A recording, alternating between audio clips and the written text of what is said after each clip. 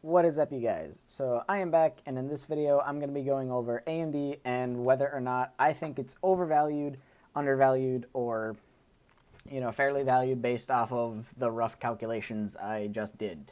So the main reason why I decided to look back into this is because I started to see articles like this pop up, and normally for the past couple of weeks, all analysts have been extremely bullish on AMD, moving up their price targets to around $40 a share.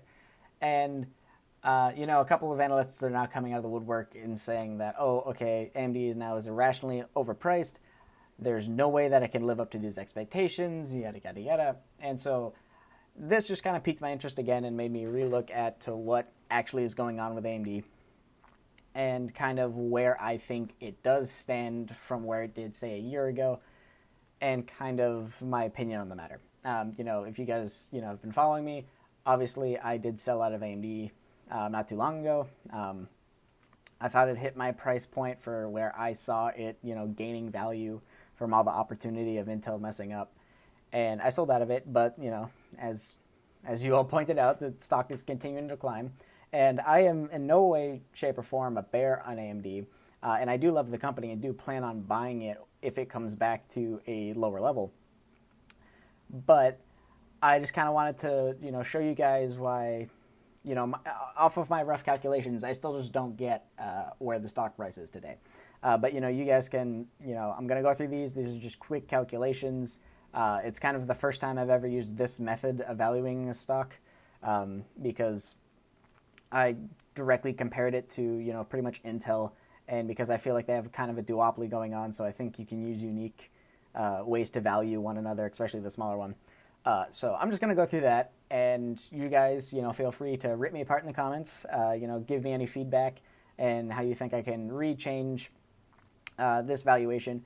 But this is kind of my methodology. So I started with going to the earnings report, or the last earnings report from AMD and from Intel, and I got the numbers, and I pretty much looked at their income from computing and data centers. And so unfortunately, between Intel and AMD, there is a bit of a difference between how they break off their income statement.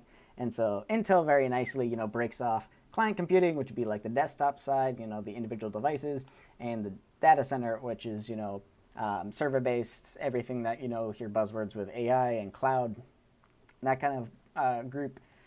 And AMD kind of groups their desktop CPUs together with their desktop GPUs. So that makes these numbers a little bit muddy and not really great because it's going to inflate AMD's numbers in comparison. But I think even with that in mind, the way my conclusion wouldn't change at all. It would actually only be proven more right, say if we did figure out the exact numbers of how much was from a GPU versus CPU in AMD's case.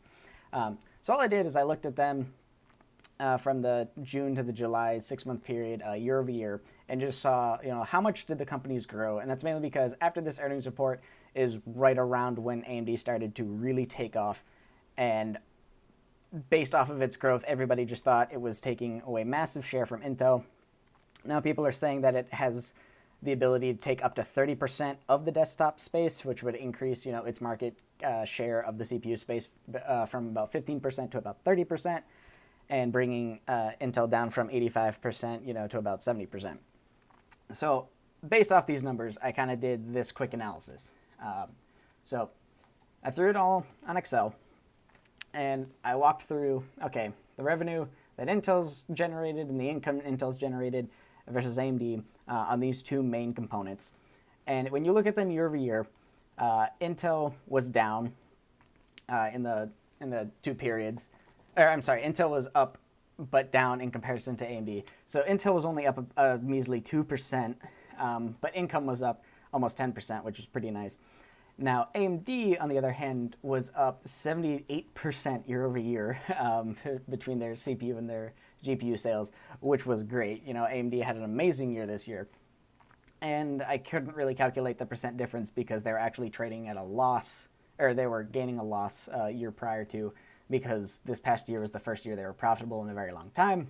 So looking at that, Obviously AMD is growing at a much faster rate in the desktop space. I did want to point out, though, that when you look at the data center, which is generally where a lot of people are focused on right now as far as cloud computing and AI and autonomous vehicles and all that, AMD didn't really do much. The Threadripper CPU, while it was great and it was a really good budget card, they didn't gain that much revenue. And so they're only up, about 10%, while Intel, the company that had, a lot of issues with their line and a lot of security issues coming out, and they were kind of lagging behind with getting new CPUs to the market, and a lot of people thought that that was going to cost them dearly.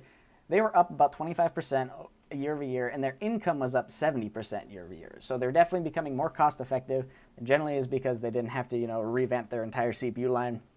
And so they had they had better margins this time around because they didn't need to spend so much money on switching over their platforms. But I just thought that was really interesting. And so looking at here, you definitely see that Intel is definitely growing still. AMD is probably growing at a much faster rate, especially in the desktop space. But I did want to point out that at least for everybody that's talking about how AMD is, a growth engine for things that are data center related and not just the desktop variant, that's just not the case, at least not yet. And I really wanted to bring that up because a lot of analysts and a lot of people seem to be talking about data centers as being one of the main, growth drivers for AMD. But when you look at the numbers, it's realistically just desktops and laptops and things like that that are really, driving AMD's growth. So I'm only focusing right now on the desktop computing aspect of it. And, theoretically with what people are pricing in is saying that, okay, AMD has the ability to take up 30% in this space, not in the cloud computing space, but in this particular space. So I looked at last year's 10K from Intel, and their computing income alone, their flat revenue was about, came in at 31 billion. And so assuming that AMD is able to take, say, 15% of this share. Now, their margins are different. Intel does have better margins on this, so these numbers, again, are a little skewed. But these are just rough estimates for, going over in my head. And so assuming AMD is able to take, say, another 15% away from this and, say, get that 30% market share that people are calling it, that'll increase its same income for last year on the 10K, which again includes GPU scale. So this is very inflated on AMD's side. But regardless, the point still stands that, okay, so AMD should be going to, the $7 billion, and, that would increase its revenue by 154%. So the interesting thing is that if you look at AMD's share price at December of 2017, and where did I...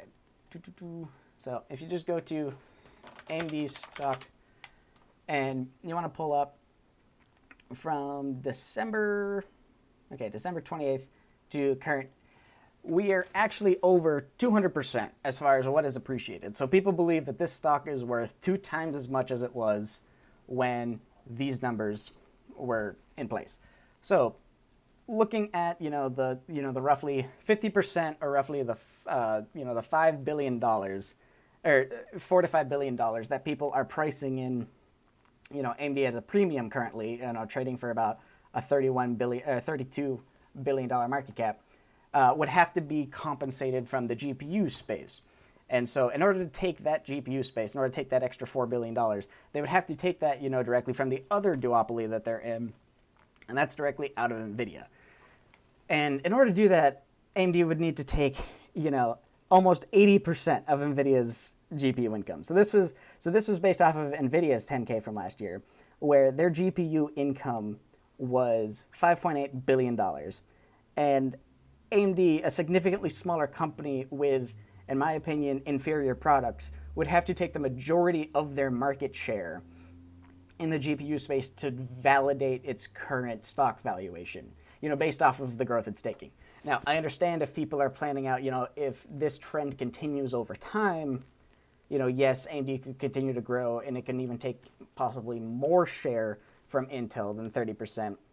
And, however much it takes from AMD is, negligible. But I just don't get it. I might be, missing a main point here. And again, these numbers are, pretty, thrown together, and this is just kind of chicken scratch math. I just don't really get the growth drivers anymore. Now, I do, like, I've made many videos about talking about how Intel has, severely messed up a few times now. But the amount of growth that AMD is expecting to acquire because of the Intel mess up, I just don't think it's realistic, at least right now. Again, if you guys want to point out anything that I've missed, or you want to say that my calculations are wrong because, again, I threw this together in about a half hour, so I definitely did not go heavy on this. Feel free to say where I went wrong. I just don't currently get what people are pricing in. Like, what do you want AMD to possibly do from Intel? And so that actually kind of leads me into a different point, is that I'm going to be doing more, looking into the whole AMD versus Intel issue now that this has kind of been brought to my attention again. And I'm actually thinking about, unless I can prove that this is wrong and I'm missing a huge variable that's, throwing everything in Intel's favor, I might wait for Intel to slowly start to recover. And that shouldn't happen, for the next quarter or two, because they're not going to be pumping out great numbers. I do plan on possibly starting an Intel position near the second half of 2019, because I do believe that the majority of what people think of a market share is going to be going to AMD stock is going to be maintained at Intel. And with Intel, being down, what is it? What is it down from its high? So it is down, about 18%. So that offers, anywhere between, a 30 to a 35% potential upside. At current prices, it pays its dividends still, and it will be interesting, because I definitely think that with the type of investors that are in AMD currently, that any time that anything goes south, a lot of people are going to pull out their money very quickly. I do think that the majority of AMD shareholders are, just kind of either traders or swing traders, and they saw AMD start to explode, and they just kind of jumped on board. Oh, and just a quick note, guys. So I actually put in the income that NVIDIA got from their desktop GPU sales from 2017 and not 2018. So to correct that, in 2018, NVIDIA brought in about $8.1 billion.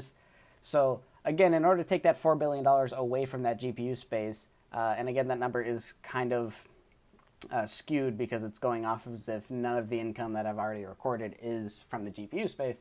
AMD would have to take about roughly half of NVIDIA's market share, and I really do not see that happening, at least not in the next year.